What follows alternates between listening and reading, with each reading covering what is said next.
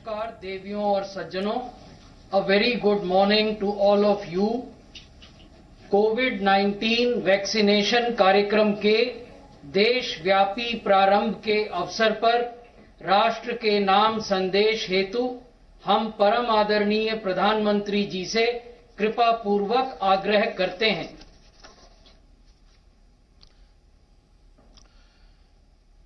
मेरे प्यारे देशवासियों, नमस्कार। आज के दिन का पूरे देश को बेसब्री से इंतजार रहा है। कितने महीनों से देश के हर घर में बच्चे, बूढ़े, जवान सभी की जुबान पर यही सवाल था कि कोरोना की वैक्सीन कब आएगी। तो अब कोरोना की वैक्सीन आ गई है, बहुत कम समय में आ गई है।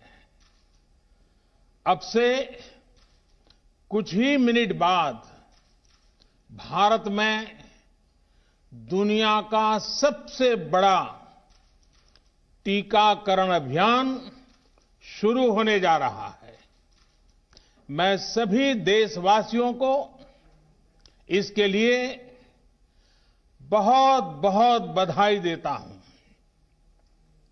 आज वो वैज्ञानिक, वैक्सीन रिसर्च से जुड़े अनेकों लोग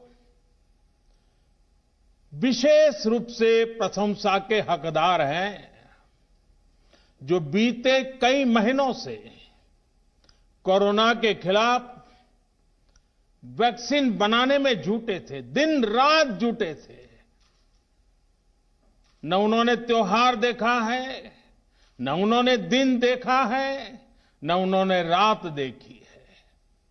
आमतौर पर एक वैक्सीन बनाने में बरसों लग जाते हैं, लेकिन इतने कम समय में एक नहीं, दो मेड इन इंडिया वैक्सीन तैयार हुई है। इतना ही नहीं, कई और वैक्सीन पर भी काम तेज गति से चल रहा है। ये भारत के सामर्थ्य, भारत की वैज्ञानिक दक्षता, भारत के टैलेंट का जीता जागता सबूत है। ऐसी ही उपलब्धियों के लिए राष्ट्रकवि रामधारी सिंह दिनकर जी ने कहा था, मानव जब जोर लगाता है, पत्थर पानी बन जाता है। भाइयों और बहनों, भारत का टीकाकरण अभियान बहुत ही मानवीय और महत्वपूर्ण सिद्धांतों पर आधारित है। जिसे सबसे ज्यादा जरूरी है, उसे सबसे पहले कोरोना का टीका लगेगा। जिसे कोरोना संक्रमण का रिस्क सबसे ज्यादा है, उसे पहले टीका लगेगा। जो हमारे डॉक्टर्स हैं, नर्सेस हैं, अस्पताल में सफाई कर्मी हैं, मेडिकल, पैरामेडिकल स्टाफ हैं, वो कोरोना की वैक्सीन के सबसे पहले हकदार हैं।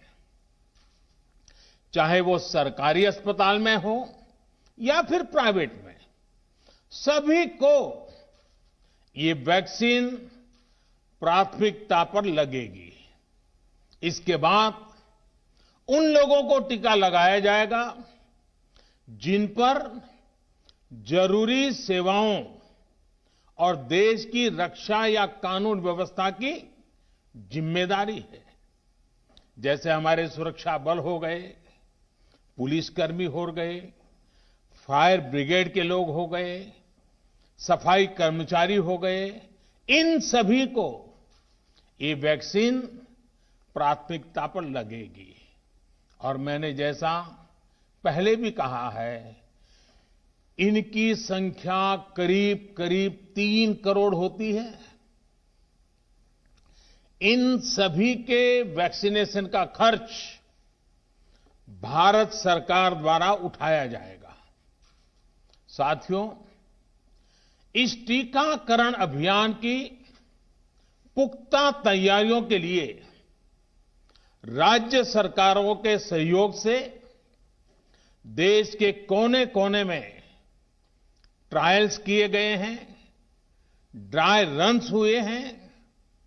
विशेष तौर पर बनाए गए कोविन डिजिटल प्लेटफॉर्म में टीकाकरण के लिए रजिस्ट्रेशन से लेकर ट्रैकिंग तक की व्यवस्था है। आपको पहला टीका लगने के बाद दूसरी डोज कब लगेगी, इसकी जानकारी भी आपके फोन पर दी जाएगी। और मैं सभी देशवासियों को ये बात फिर याद दिलाना चाहता हूं कि कोरोना वैक्सीन की 2 डोज लगनी बहुत जरूरी है। एक डोज ले लिया और फिर भूल गए, ऐसा गलती मत करना। और जैसा एक्सपर्ट्स कह रहे हैं, पहली और दूसरी डोज के बीच लगभग 1 महीने का अंतराल भी रखा जाएगा। आपको ये भी याद रखना है कि दूसरी डोज लगाने के 2 हफ्ते बाद ही आपके शरीर में कोरोना के विरुद्ध जरूरी शक्ति विकसित हो पाएगी। इसलिए टीका लगते ही आप असावधानी बरतने लगें, मास्क निकाल कर रख दें, 2 गज की दूरी भूल जाएं, ये सब मत करिएगा। मैं प्रार्थना करता हूं, मत करिएगा।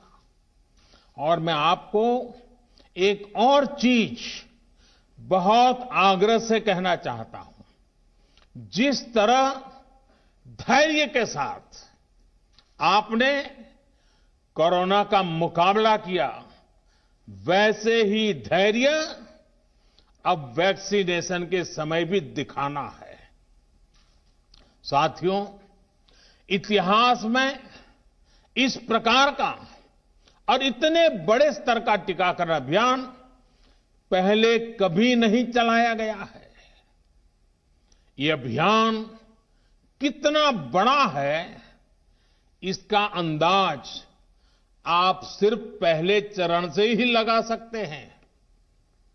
दुनिया के 100 से भी ज्यादा ऐसे देश हैं जिनकी संख्या 3 करोड़ से कम है, और भारत वैक्सीनेशन के अपने पहले चरण में ही 3 करोड़ लोगों का टीकाकरण कर रहा है। दूसरे चरण में हमें इसको 30 करोड़ की संख्या तक ले जाना है। जो बुजुर्ग हैं, जो गंभीर बीमारी से ग्रस्त हैं, उन्हें वो अगले चरण वाले चरण में टीका लगेगा। आप कल्पना कर सकते हैं, 30 करोड़ की आबादी से ऊपर के दुनिया के सिर्फ 3 ही देश हैं, खुद भारत, चीन और अमेरिका। और कोई भी देश ऐसा नहीं है जिनकी आबादी इनसे ज्यादा हो। इसलिए भारत का टीकाकरण अभियान इतना बड़ा है और इसलिए ये अभियान भारत के सामर्थ्य को दिखाता है। और मैं देशवासियों को एक और बात कहना चाहता हूं। हमारे वैज्ञानिक, हमारे एक्सपर्ट्स जब दोनों मेड इन इंडिया वैक्सीन की सुरक्षा और प्रभाव को लेकर आश्वस्त हुए, तभी उन्होंने इसके इमरजेंसी उपयोग की अनुमति दी है। इसलिए देशवासियों को किसी भी तरह के प्रोपेगेंडा, अफवाहें, दुष्प्रचार से बचकर रहना है। साथियों, भारत के वैक्सीन वैज्ञानिक, हमारा मेडिकल सिस्टम भारत की प्रक्रिया की पूरे विश्व में बहुत विश्वसनीयता है और पहले से है। हमने ये विश्वास अपने ट्रैक रिकॉर्ड से हासिल किया है। मेरे प्यारे देशवासियों, हर हिंदुस्तानी इस बात का गर्व करेगा कि दुनिया भर के करीब 60% बच्चों को जो जीवन रक्षक टीके लगते हैं वो भारत में ही बनते हैं। भारत की सख्त वैज्ञानिक प्रक्रियाओं से ही होकर के गुजरते हैं।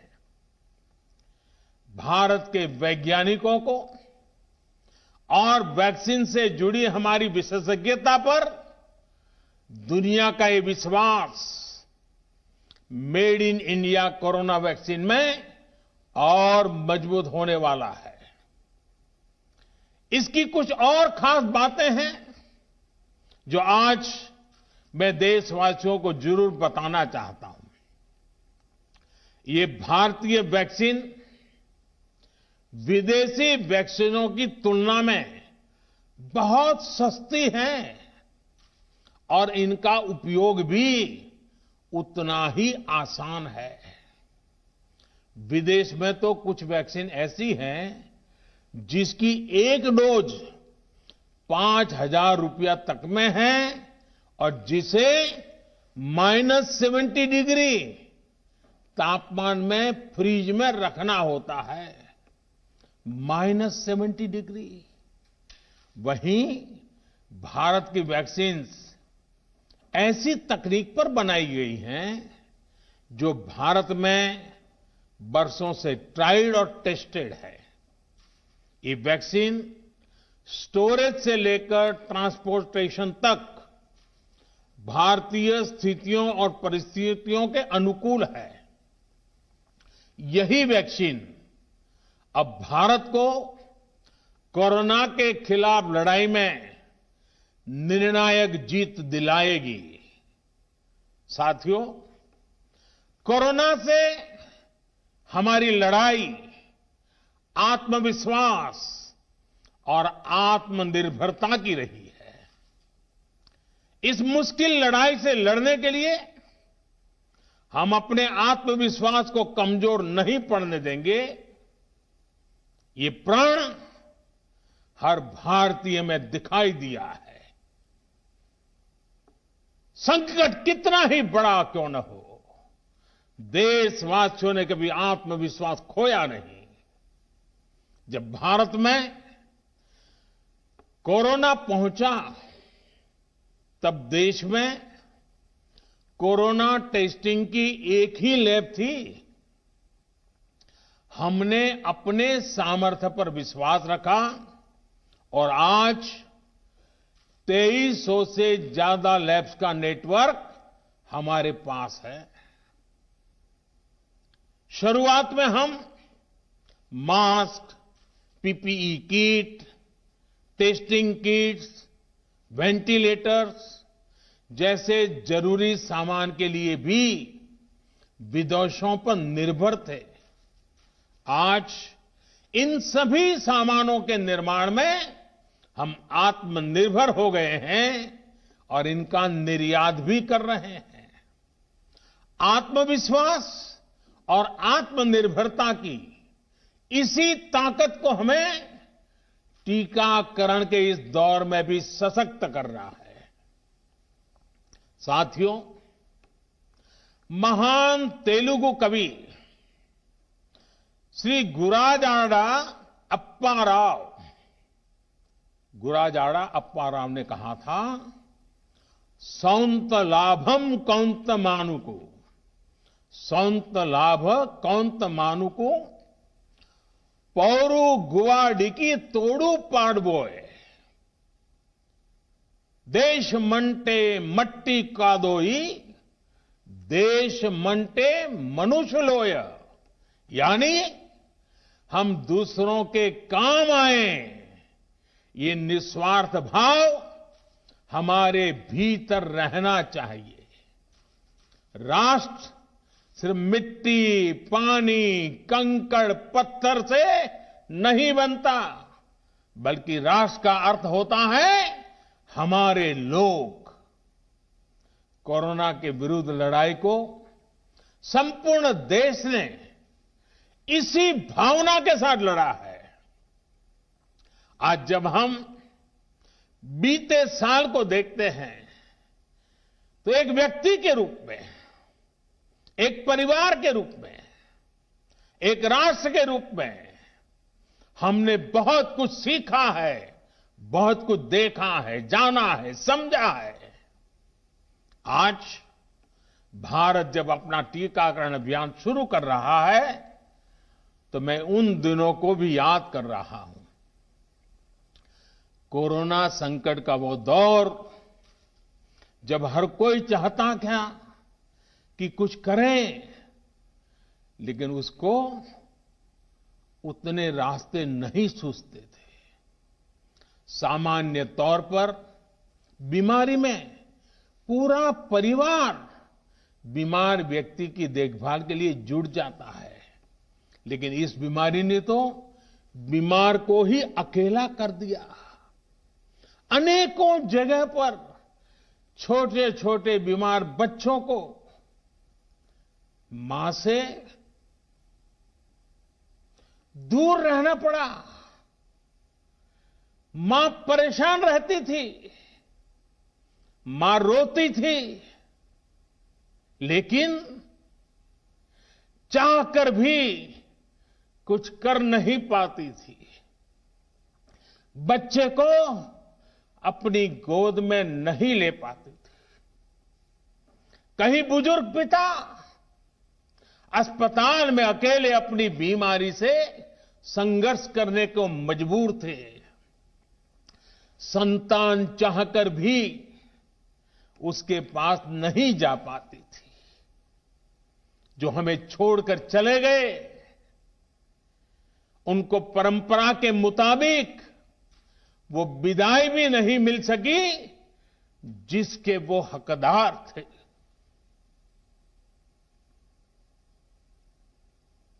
जितना हम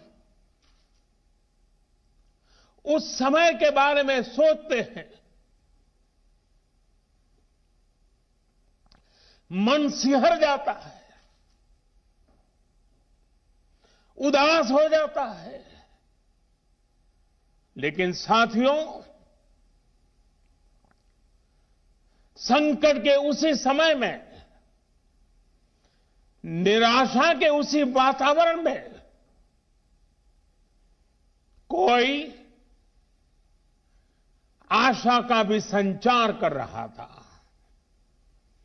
हमें बचाने के लिए अपने प्राणों को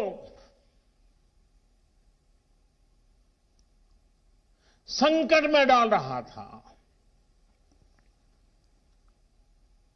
हमारे doctor, nurse,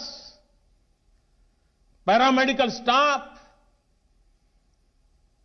ambulance driver, ASHA worker, सफाई कर्मचारी, पुलिस के साथी और दूसरे फ्रंटलाइन वर्कर्स, उन्होंने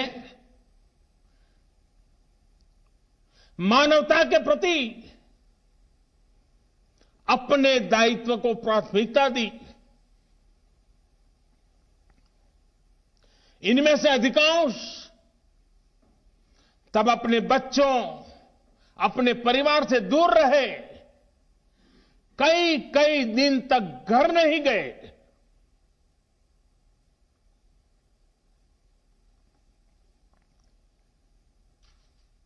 सैकड़ों साथी ऐसे भी हैं जो कभी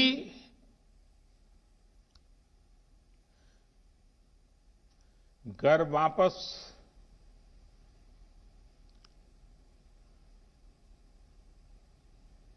लौट ही नहीं आ पाए। उन्होंने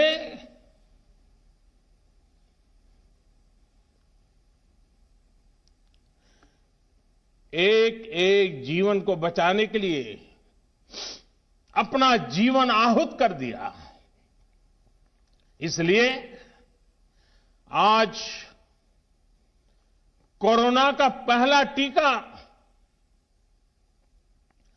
स्वास्थ्य सेवा से जुड़े लोगों को लगाकर एक तरह से समाज अपना ऋण चुका रहा है। ये टीका उन सभी साथियों के प्रति कृतज्ञ राष्ट्र की आदरांजलि भी है। भाइयों और बहनों,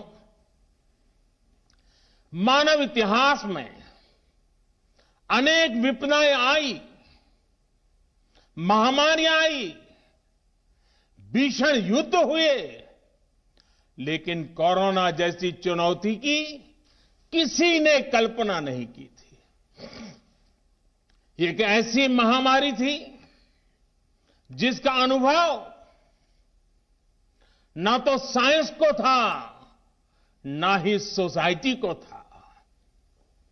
तमाम देशों से जो तस्वीरें आ रही थी, वो खबरें आ रही थी, वो पूरी दुनिया के साथ साथ हर भारतीय को विचलित कर रही थी। ऐसे हालात में दुनिया के बड़े बड़े एक्सपर्ट्स भारत को लेकर तमाम आशंकाएं जता रहे थे। लेकिन साथियों, भारत की जिस बहुत बड़ी आबादी को हमारी कमजोरी बताया जा रहा था, उसको ही हमने अपनी ताकत बना दिया। भारत ने संवेदनशीलता और सहभागिता को लड़ाई का आधार बनाया। भारत ने 24 घंटे सतर्क रहते हुए, हर घटनाक्रम पर नजर रखते हुए सही समय पर सही फैसले लिए। 30 जनवरी को भारत में कोरोना का पहला मामला मिला, लेकिन इसके 2 सप्ताह से भी पहले भारत एक हाई लेवल कमिटी बना चुका था। पिछले साल आज का ही दिन था जब हमने बाकायदा सर्वेलांस शुरू कर दिया था। 17 जनवरी 2020 वो तारीख थी जब भारत ने अपनी पहली एडवाइजरी जारी कर दी थी। भारत दुनिया के उन पहले देशों में से था जिसने अपने एयरपोर्ट्स पर यात्रियों की स्क्रीनिंग शुरू कर दी थी। साथियों, कोरोना के खिलाफ लड़ाई में भारत ने जैसी इच्छा शक्ति दिखाई है, जो साहस दिखाया है, जो सामूहिक शक्ति का परिचय करवाया है, वो आने वाली अनेक पीढ़ियों के लिए प्रेरणा का काम करेगा। याद कीजिए, जनता कर्फ्यू कोरोना के विरुद्ध हमारे समाज के संयम और अनुशासन का भी परीक्षण था, जिसमें हर देशवासी सफल हुआ। जनता कर्फ्यू ने देश को मनोवैज्ञानिक रूप से लॉकडाउन के लिए तैयार किया। हमने ताली, थाली और दिया जलाकर देश के आत्मविश्वास को ऊंचा रखा। साथियों, कोरोना जैसे अनजान दुश्मन जिसके एक्शन रिएक्शन को बड़े बड़े सामर्थ्यवान देश नहीं भांप पा रहे थे,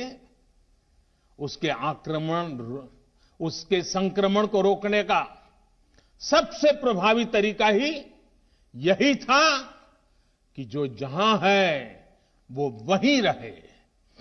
इसलिए देश में लॉकडाउन का फैसला भी किया गया। यह निर्णय आसान नहीं था। इतनी बड़ी आबादी को घर के अंदर रखना असंभव है, इसका हमें एहसास था। और यहां तो देश में सब कुछ बंद होने जा रहा था, लॉकडाउन होने जा रहा था। इसका लोगों की रोजी रोटी पर क्या प्रभाव पड़ेगा, अर्थव्यवस्था पर क्या प्रभाव पड़ेगा, इसका आकलन भी हमारे सामने था। लेकिन देश ने जान है तो जहान है के मंत्र पर चलते हुए प्रत्येक भारतीय का जीवन बचाने को सर्वोच्च प्राथमिकता दी। और हम सभी ने ये देखा है कि कैसे तुरंत ही पूरा देश, पूरा समाज इस भावना के साथ खड़ा हो गया। अनेकों बार छोटी छोटी लेकिन महत्वपूर्ण चीजों की जानकारी देने के लिए मैंने भी अनेक बार देशवासियों के साथ सीधा संवाद किया।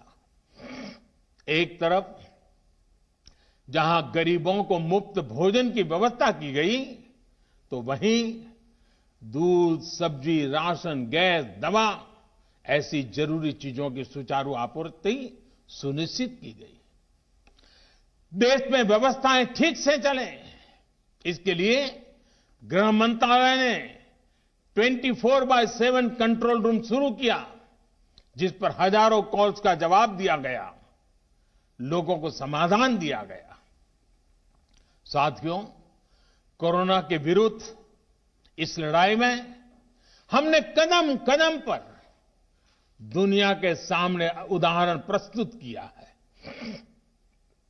ऐसे समय में जब कुछ देशों ने अपने नागरिकों को चीन में बढ़ते कोरोना के बीच छोड़ दिया था, तब भारत चीन में फंसे हर भारतीय को वापस लेकर आया।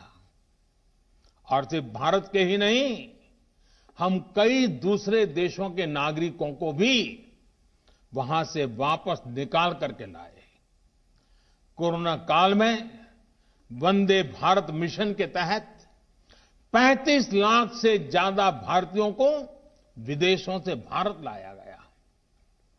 मुझे याद है, एक देश में जब भारतीयों को टेस्ट करने के लिए मशीनें कम पड़ रही थी, तो भारत ने पूरी टेस्टिंग लैब यहां से वहां भेज करके उसको वहां सजाया, लगाया, ताकि वहां से भारत आ रहे लोगों को टेस्टिंग की दिक्कत ना हो।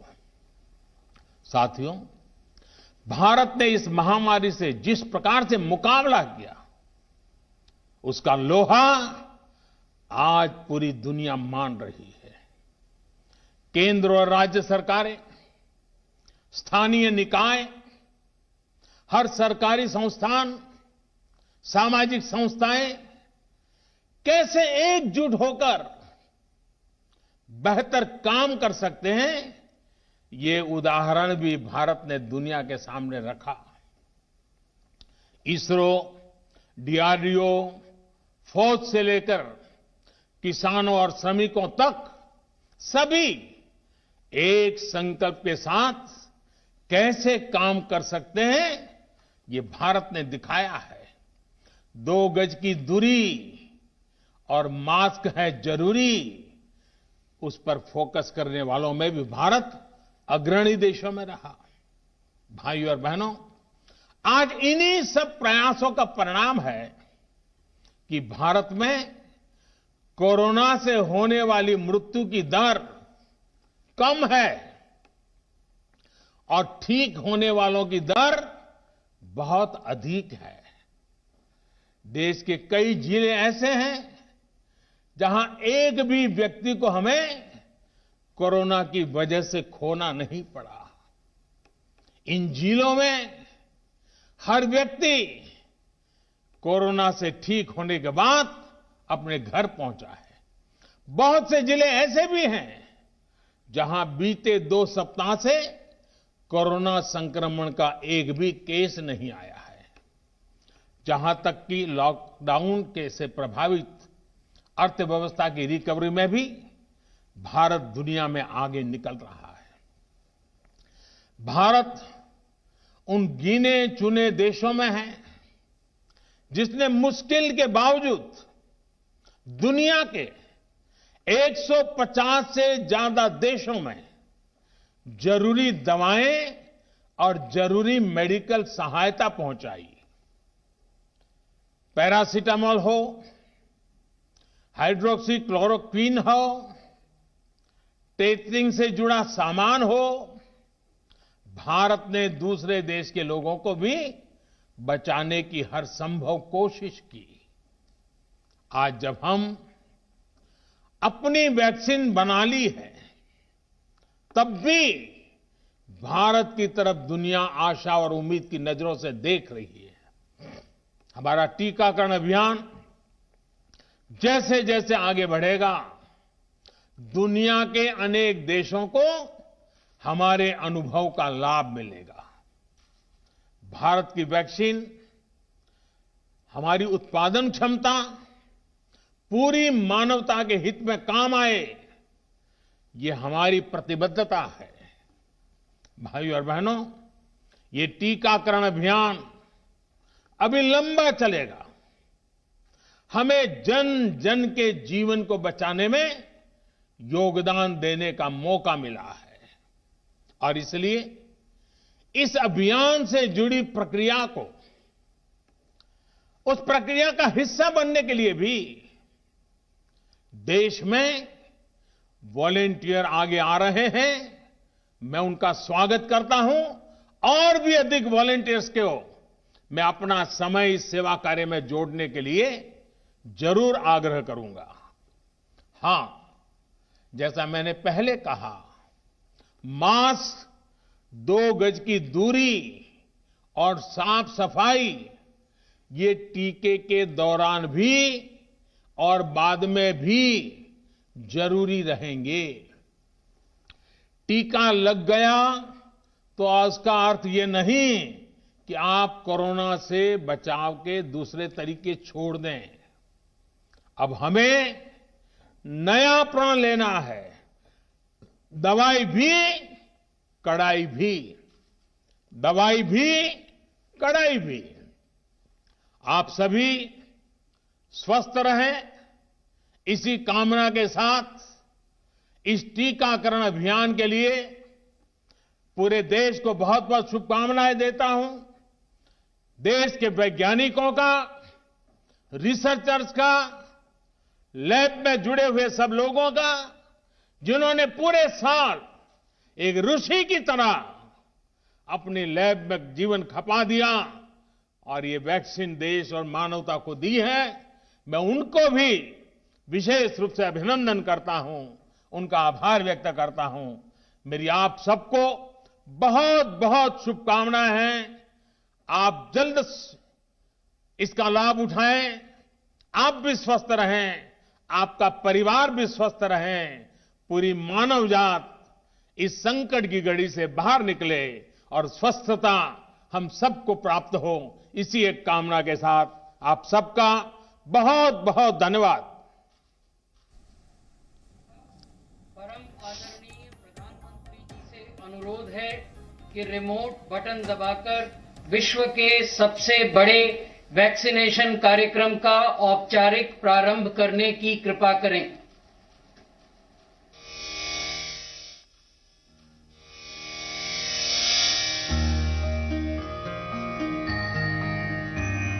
सर्वे भवन्तु सुखिनः, सर्वे सन्तु निरामयाः, सर्वे भवन्तु सुखिनः, सर्वे सन्तु निरामयाः।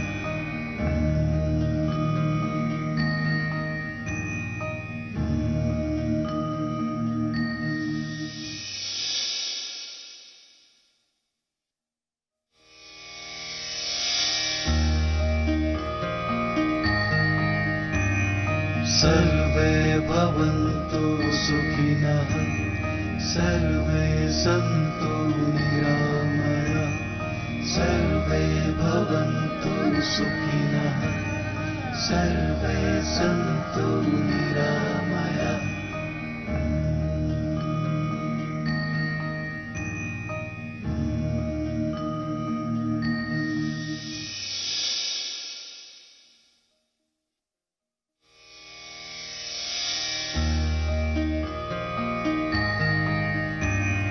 सर्वे भवन्तु सुखिनः सर्वे सन्तु निरामयाः सर्वे भवन्तु सुखिनः सर्वे सन्तु निरामयाः।